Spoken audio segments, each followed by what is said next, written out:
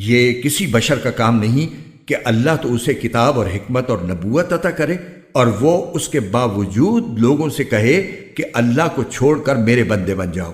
اس کے بجائے وہ تو یہی کہے گا کہ اللہ والے بن جاؤ، کیونکہ تم جو کتاب پڑھاتے رہے ہو اور جو کچھ پڑھتے رہے ہو اس کا یہی نتیجہ ہونا چاہیے۔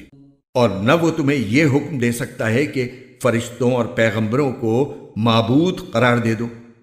جب تم مسلمان ہو چکے تو کیا اس کے بعد وہ تمہیں کفر اختیار کرنے کا حکم دے گا؟ اور ان کو وہ وقت یاد دلاؤ جب اللہ نے پیغمبروں سے عہد لیا تھا کہ اگر میں تم کو کتاب اور حکمت عطا کروں، پھر تمہارے پاس کوئی رسول آئے جو اس کتاب کی تصدیق کرے جو تمہارے پاس ہے، تو تم اس پر ضرور ایمان لاؤ گے اور ضرور اس کی مدد کرو گے۔ اللہ نے ان پیغمبروں سے کہا تھا کہ کیا تم اس بات کا اقرار کرتے ہو اور میری طرف سے دی ہوئی یہ ذمہ داری اٹھاتے ہو؟ انہوں نے کہا تھا ہم اقرار کرتے ہیں۔ اللہ نے کہا تو پھر ایک دوسرے کے اقرار کے گواہ بن جاؤ، اور میں بھی تمہارے ساتھ گواہی میں شامل ہوں۔